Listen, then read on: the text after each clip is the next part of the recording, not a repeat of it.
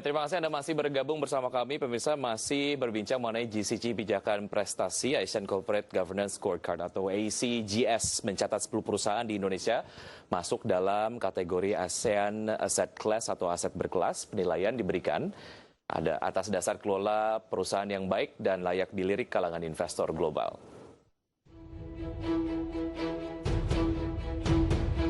Dikutip dari berbagai media, ACGS dibuat untuk mendukung meningkatkan kepercayaan investor atas kualitas perusahaan di kawasan ASEAN. Seleksi dilakukan terhadap 10 perusahaan tercatat dengan kapitalisasi pasar paling besar di setiap negara. Hasil penilaian ASEAN Asset Class pada 2019 dilakukan berdasarkan kinerja tahun buku yang berakhir pada 2018. Hasilnya ada 10 perusahaan tercatat di Bursa Efek Indonesia yang masuk daftar ASEAN Asset Class. Dengan nilai 97,5 ke atas dan terdapat peningkatan sebesar 25% jika dibandingkan pada 2017 yaitu 8 perusahaan. Menariknya, 7 dari 10 perusahaan tercatat di Bursa Efek Indonesia ini bergerak di bidang perbankan. Ini menunjukkan bank-bank publik di Indonesia memiliki tata kelola perusahaan yang baik. Hal tersebut sangat penting mengingat bank menjadi tempat nasabah mempercayakan dananya. Ke-10 emiten yang mendapat skor tertinggi yaitu PT Bank CIMB Niaga Tbk, PT Bank Tabungan Negara Persero Tbk, PT Bank Rakyat Indonesia Persero Tbk, PT Antam Tbk, PT Bank Mandiri Persero Tbk, PT Bank Sentral Asia Tbk, PT Bank Permata Tbk, PT Jasa Marga Persero Tbk, PT XL Asiata Tbk, dan PT Maybank Indonesia Tbk. Masing-masing negara ASEAN menunjuk Domestic Ranking Bodies atau DRP dan CG Expert untuk asesmen terhadap perusahaan di ASEAN berdasarkan kriteria ACGS. 5 aspek penilaian yang dimasukkan dalam scorecard adalah hak pemegang saham, perlakuan yang adil terhadap pemegang saham, peran pemangku kepentingan, pengungkapan dan transparansi, dan terakhir tanggung jawab Dewan Komisaris dan Direksi. Dalam hal ini DRP yang mewakili Indonesia adalah RSM Indonesia. Berbagai sumber IDX Channel. Ya, untuk membahas tema ini sudah bergabung bersama saya melalui aplikasi Skype Bapak Tigor M. Siahaan, Presiden Direktur PT Bank CIMB Niaga Tbk. Selamat pagi Pak Tigor. Selamat pagi Mas Wiki. Terima kasih sudah bergabung bersama kami Pak Tigor. Sama-sama. Selamat atas capaian dari PT Bank CIMB Niaga Tbk. Tentu saja ini berkaitan dengan top 3 Indonesia Public Listed Companies dan juga ASEAN Asset Class Threshold. Bicara mengenai capaian ini, Pak Tigor, seperti apa point of view dari CIMB Niaga? Ya, ini memang sesuatu yang sudah kita canangkan sejak lebih dari 1 dekade yang lalu, penempatan GCG sebagai values dari perusahaan kita. Dan sejak tahun 2013 kita sudah mengikuti ACGS, ASEAN Corporate Good Governance Standards. Dan 2 tahun setelah itu kita masuk dari salah satu dari top 50 ASEAN companies. Dan pada waktu itu hanya 3 dari Indonesia yang ikut serta. Dan kemudian berikutnya kita masuk lagi top 3 dan pada saat ini kita dikukuhkan lagi menjadi salah satu dari top 3 lagi. Jadi ini merupakan suatu journey yang sudah kita lakukan dalam lebih dari 1 dekade ini dan kami cukup bangga menjadi salah satu perusahaan Indonesia yang di-recognize dari segi ASEAN Good Corporate Governance Standards. Ya, satu hal yang juga sangat-sangat menarik bagaimana sebetulnya ini menjadi top aset yang layak kemudian dilirik oleh investor global. Pak Tigor, mengenai apa saja upaya yang sudah dilakukan oleh CIMB Niaga untuk menjaga kinerja dalam penerapan GCG di perusahaan agar kemudian pada ujungnya gitu ada prestasi-prestasi yang berkaitan dengan GCG yang diraih kembali oleh CIMB Niaga. Ya, jadi ini merupakan seperti saya katakan tadi, kita sudah melakukan journey ini dari sejak lebih dari 1 dekade yang lalu dan kita juga mengerti bahwa journey ini tidak akan selesai begitu saja setelah kita mendapatkan penghargaan seperti ini dengan skor tertinggi di seluruh perusahaan publik di Indonesia. Kita mengerti bahwa kedepannya tentu saja akan terus ada perbaikan, improvement, dan adjustment yang akan terus kita lakukan. Tapi selama ini memang yang kita lakukan adalah kita ada pembentukan unit khusus GCG sejak beberapa tahun yang lalu di bawah Direktur Kepatuhan Compliance kami, Ibu Francisca Wi. Ya. Dan pada saat itu dibentuk suatu kesatuan yang khusus supaya untuk menjembatani bagaimana visi dari manajemen, dari shareholders, juga dari bottoms up aspirasi dari teman-teman di seluruh CIMB Niaga. Jadi unit itu ada beberapa talent, salah satunya Lina yang sangat berprestasi dalam menjunjung tinggi GCG corporate governance kita selama ini. Ya. Pak Tigor, mengenai penerapan tata kelola yang baik serta mendapatkan recognition di tingkat regional ASEAN, hal positif apa yang kemudian dirasakan oleh CIMB Niaga dalam hal sorotan dari investor regional dan juga investor global? Ya, kami merasa ini bukan hanya merupakan suatu prestasi sebenarnya, tapi merupakan suatu hygiene ya. Karena investor baik itu dalam negeri, luar negeri, regional ataupun global menginginkan transparansi, disclosure, dan semua yang diharapkan dari segi corporate governance itu berjalan dengan baik. Yeah. Jadi kami merasa selama perjalanan ini investor-investor menjadi jauh lebih percaya, jauh lebih trusting terhadap tindakan-tindakan kami, dan juga dari nasabah juga begitu, Mas Uci. Nasabah kita melihat prestasi ini adalah sesuatu yang layak untuk dipertimbangkan untuk mereka menjalin hubungan dengan suatu institusi, apalagi bank. Yeah. Yang mana kepercayaan itu adalah fundamental dari suatu relationship antara nasabah dan banknya itu sendiri. Yang tidak kalah pentingnya menurut kami adalah bagaimana prestasi ini juga menjadi kebanggaan untuk seluruh karyawan dari CIMB Niaga dan juga tentu saja seluruh stakeholders dari CIMB Niaga yang berinteraksi dengan sehari-hari dengan bank kami. Jadi mereka juga mengetahui bahwa integritas, transparansi itu adalah values yang kita terus junjung tinggi, dan itu memuluskan segala sesuatu relationship antara nasabah dan seluruh stakeholders. Baik, Pak Tigor, seberapa penting penerapan GCG di CIMB Niaga sehingga ini kemudian menjadi sebuah udara yang dihirup setiap hari gitu ya. Usai jeda berikut ini Pak Tigor, kita akan lanjutkan. Pemirsa tetap di Market Review, kami akan segera kembali.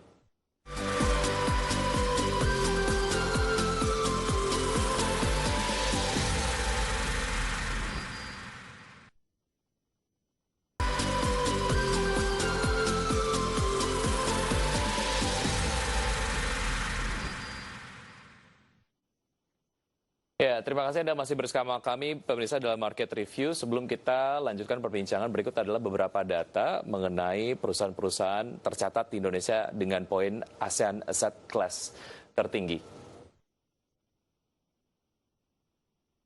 Ya, seperti Anda dapat saksikan di layar televisi Anda, bahwa beberapa perusahaan yang masuk ke dalam 10 perusahaan Indonesia yang masuk dalam kategori ASEAN Asset Class versi ACGS. Ada CIMB Niaga, kemudian juga PT Bank Tabungan Negara Persero Tbk, PT Bank Rakyat Indonesia Persero Tbk, PT Antam Tbk, PT Bank Mandiri Persero Tbk, PT Bank Sentral Asia Tbk, PT Bank Permata Tbk, PT Jasa Marga Persero Tbk, PT Excel Axiata Tbk, dan PT Maybank Indonesia. Lalu mengenai aspek-aspek yang dinilai dalam ASEAN Asset Class, diantaranya adalah hak pemegang saham, kemudian perlakuan adil terhadap seluruh pemangku kepentingan, peran pemangku kepentingan, kemudian juga pengungkapan dan transparansi dan tanggung jawab dewan.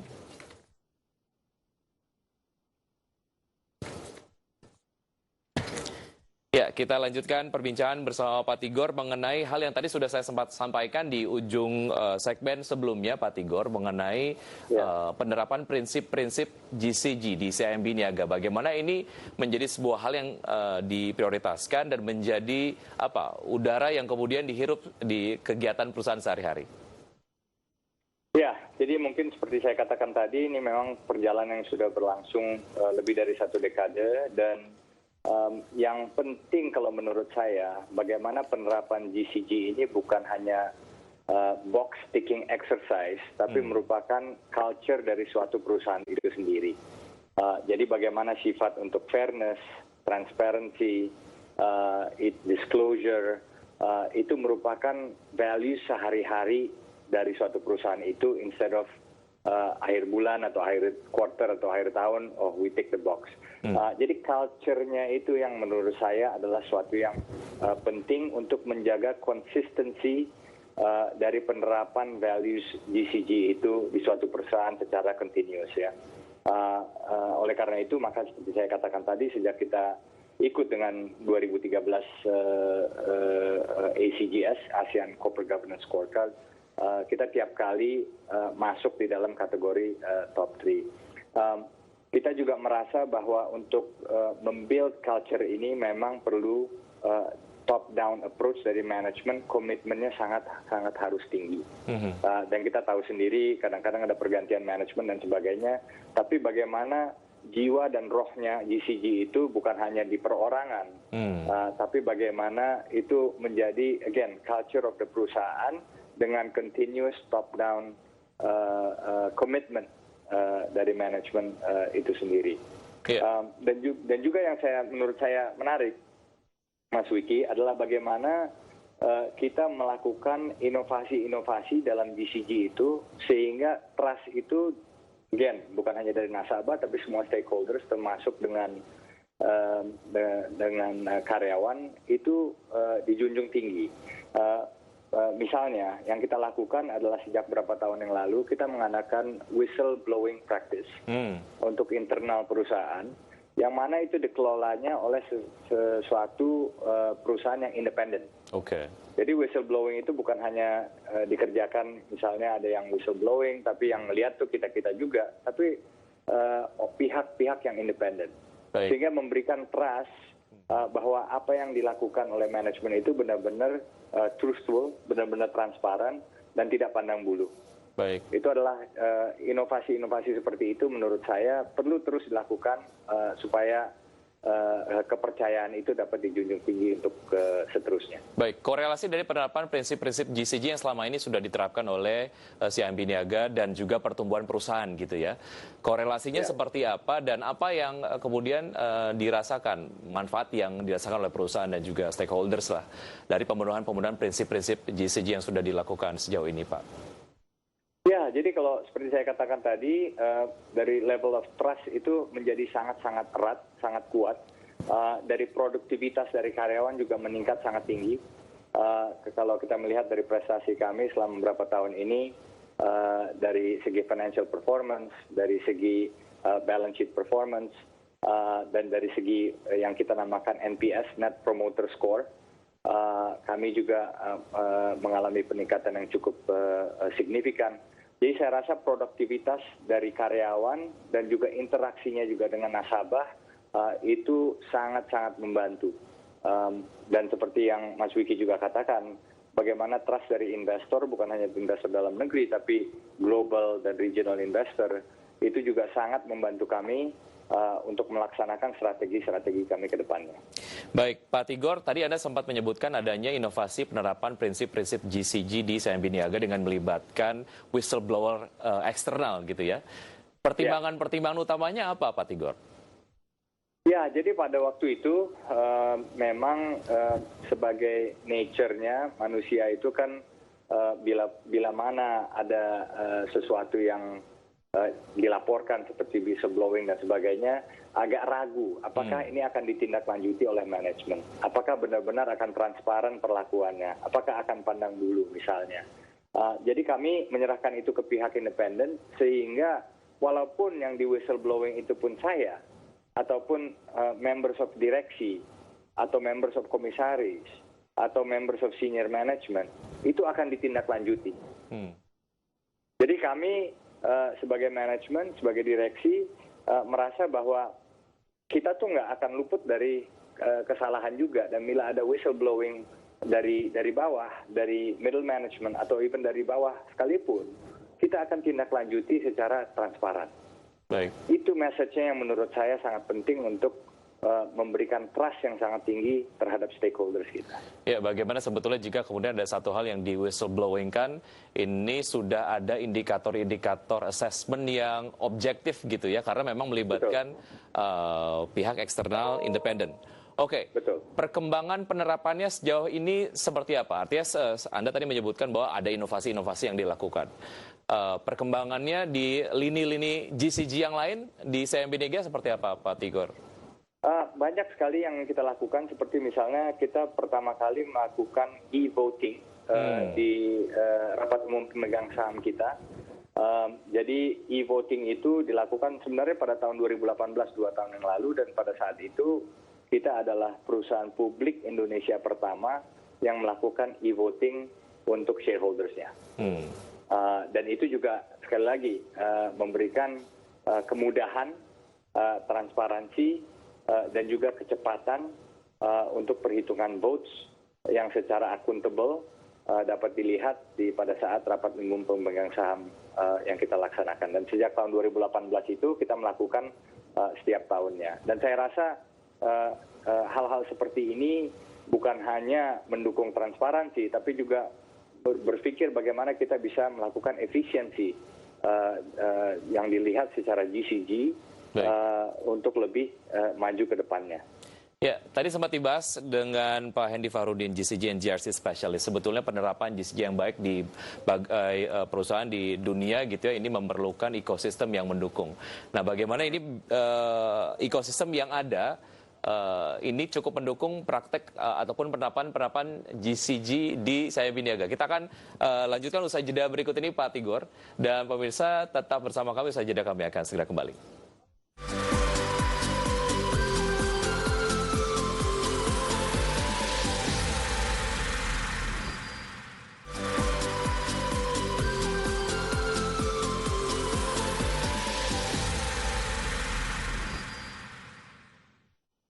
Kita sudah sampai di segmen terakhir. Masih berbincang bersama Bapak Tigor M. Siahaan, Presiden Direktur PT Bank CIMB Niaga Tbk. Pak Tigor, mengenai ekosistem yang ada di Indonesia, bagaimana sebetulnya setiap stakeholders dalam ekosistem dunia bisnis dan juga usaha di Indonesia melakukan perannya masing-masing, sehingga pada ujungnya ini membantu CIMB Niaga untuk melakukan prinsip-prinsip GCG dengan baik dan benar, sehingga menghasilkan prestasi-prestasi yang tadi Anda sudah sampaikan. Ya, betul. Seperti kita katakan tadi, Mas Wiki, sebenarnya penerapan GCG itu saya setuju dengan komennya bahwa bagaimana ekosistem yang diterapkan di suatu lingkungan akan menjadi faktor yang sangat besar terhadap penerapan GCG itu sendiri. Dan tentu saja ekosistemnya ini termasuk seperti kita katakan tadi, investor, karyawan, nasabah, dan tentu saja regulator. Ya, regulator kita di perbankan ini tentu saja OJK dan juga BI secara makro prudensial. Dan kami melihat dari segi penerapan GCG, pengawasannya juga OJK memang sangat kuat dari pengawasannya, dan ini sebenarnya OJK ini sejak tahun 2012 ini dibentuk. Sebelumnya itu memang penerapannya itu dilakukan dari Bank Indonesia. Jadi kalau kita lihat ke belakang sejak tahun 1998, sejak Krismon yang berakhir di tahun 2001, 2002, 2003, penerapan GCG perbankan itu memang cukup ketat. Dimulai dari fit and proper testing di direksi dan komisaris, fit and proper testing dari shareholder, penerapan pengawasan dari BMPK, dari berbagai rasio-rasio dari perbankan. Jadi menurut saya regulasi pengawasan ini berjalan cukup bagus di perbankan. Nah, kedepannya tentu saja bagaimana kita bisa untuk 1, 2, atau 3 steps ahead dari regulasi ini sendiri.